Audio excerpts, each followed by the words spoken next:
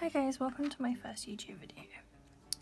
As requested on my TikTok, which I'll put on the screen now, I'm going to be doing a tour around Procreate and how all the different features work. So the first little tip and trick that I've got is hiding the bar at the top and the opacity and brush size settings on the side. And you do that by tapping 4 fingers on the screen. That tip comes in handy if you want to take a look at the overall product of your artwork. Here in the top corner you'll find 5 different buttons. The first one you have your brushes. The second is your blending brushes. The third is your eraser. The fourth are your layers, and the fifth is your colours. In the brush settings there are a few different sets that come with Procreate. I've downloaded a few here which come in handy. You can download a lot of different brush sets off Gumroad, or if you go on people's Instagrams who do digital art on Procreate, a lot of them have made their own brush sets which you can download. Each brush has some very complicated settings, and to go into the settings of each brush you just tap on the brush that you've got selected, so you can reselect a brush and then go into that. As you can see, there are a few different settings. These are very complicated. If you're new to Procreate you might get a bit confused on these, and that's completely fine. The best thing to do if you're looking to make your own brushes would be to click the plus icon and just have a mess around.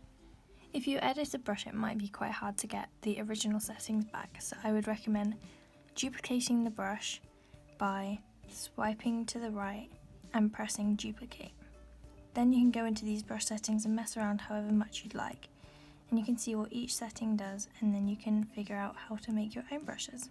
To add a new set, swipe up to the top and you'll see this plus icon. Then you'll get an option for an untitled set, and in this you can add your own brushes like before, or you can go into here, swipe, duplicate, and drag it into your brush set, which can be quite hard to do. To delete a brush set you can tap on it and press delete, and from there you can also share, duplicate and rename the set. When you click on a brush there are these settings here for the opacity and the size. The size obviously changes how big the brush is, and the opacity changes how dark the brush is or appears.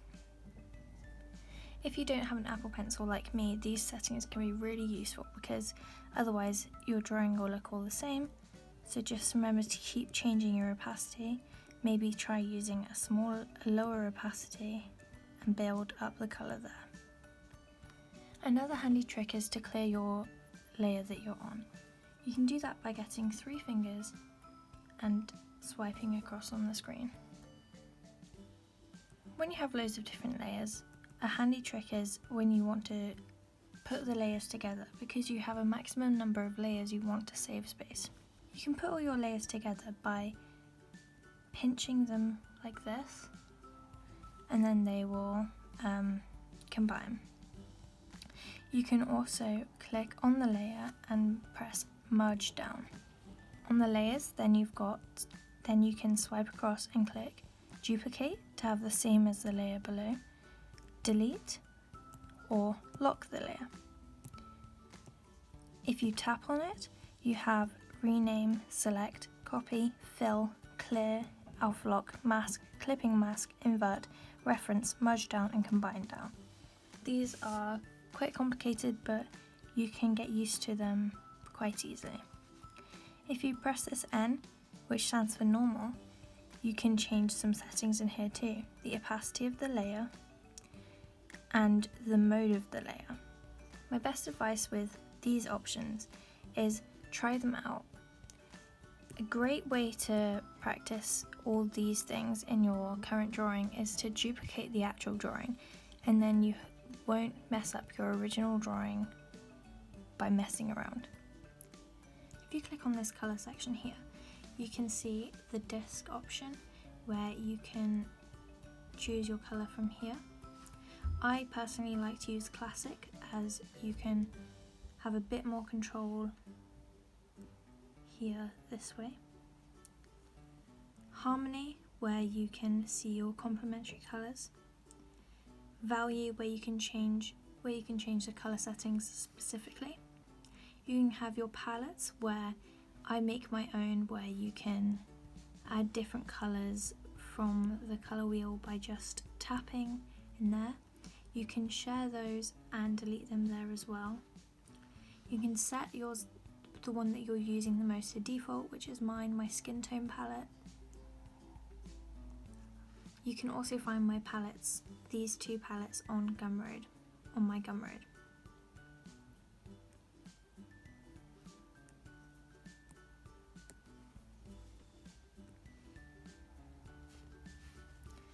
As I said before, there are many different options for layers, which include clipping masks, and the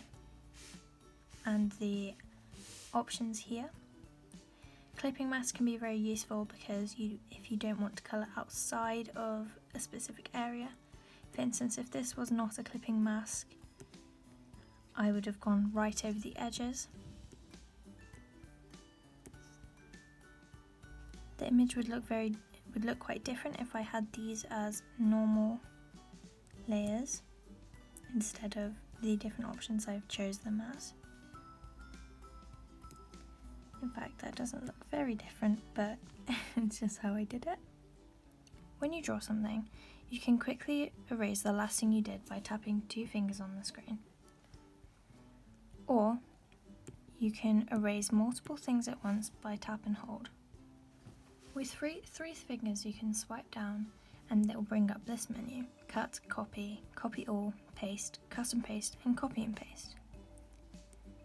You can copy one object from a layer and paste it, and you'll have it on a separate layer. You can then merge these 2 layers together. Up here you have this arrow option. You can select an object and move it around. This button helps you select a specific part of one layer. Then you can use the arrow and move it around, or you can copy and paste just that thing. In this you also have these options here. The rectangle will help you select a rectangular area. Ellipse will give you like an oval shape. Freehand, you draw it yourself. And automatic is when you tap on it and it will automatically select an area. To make the threshold bigger, you can hold down and slide across, and then it will choose a larger threshold. Settings under this button can be quite complicated as there are quite a few of them. So the opacity option does the same as in the layers menu. Gaussian Blur, I'm not sure that's just how I pronounce it, I'm not too sure, can blend things perfectly, which you see a lot of people doing for gradients on TikTok. You see that quite a lot. So you can go like this.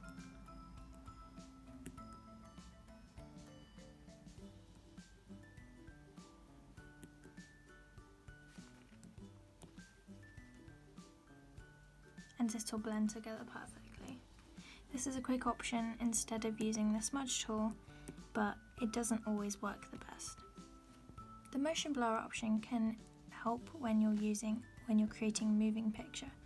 You can draw it normally and then blur it as if it's a moving object.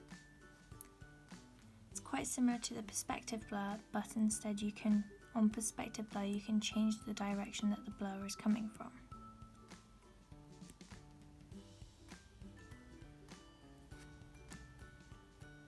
Sharpen sharpens the image as it says. Noise. This is the noise.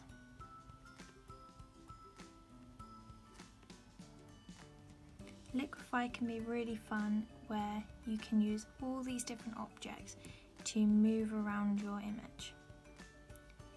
For instance, if you change the size and the distortion on the expand, you can have a lot of fun with this.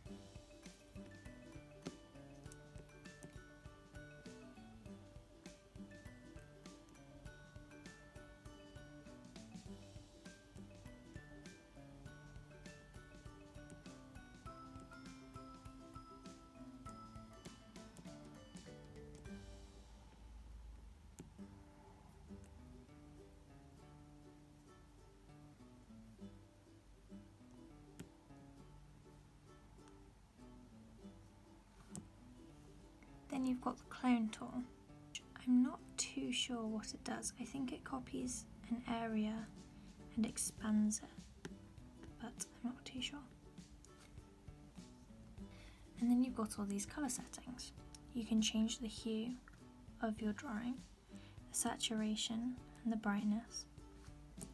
You can change the colour curves, which I use quite often.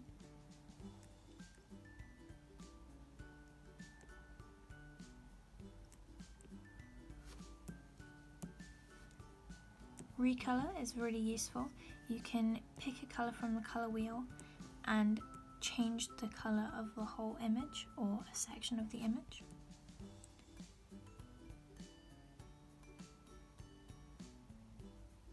And that's all under adjustments.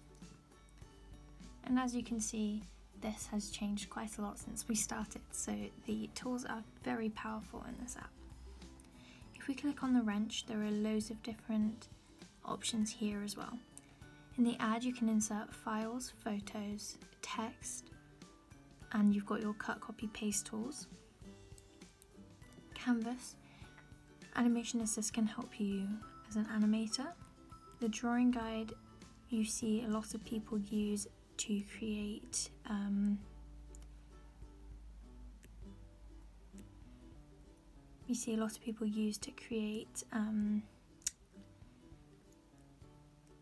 patterns and things like that.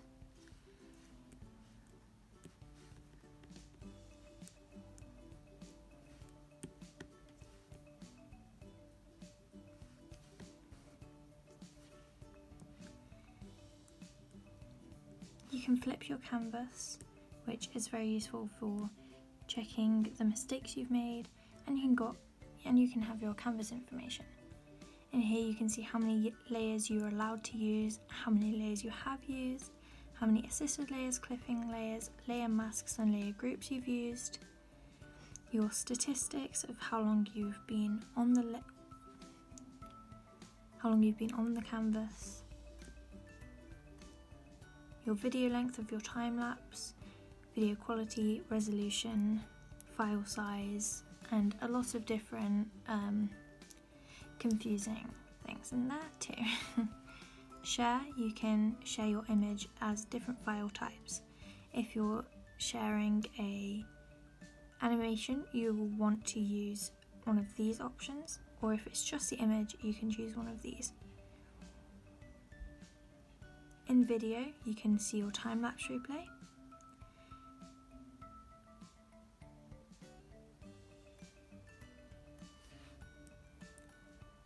And you can export the time-lapse video too. Under preferences, you can have your brush cursor on, which I love. You can change your interface to the right-hand interface, which means this is on this side. You can edit your pressure curve and gesture controls you can edit your pressure curve if you're on Apple Pencil, and your gesture controls as well here if you are on Apple Pencil. And if you click on the help, you have advanced settings, your handbook, and your different settings options in here. If you'd like a video of a more in-depth tutorial on how to use the layer settings, you can let me know and I can do that for you. Thank you for watching my video. Feel free to leave a like and a comment, and I will be reading all the comments of the ones that I may get. Here are my different social medias where you can find more of my work. Let me know what you'd like to see next time. Thank you, bye!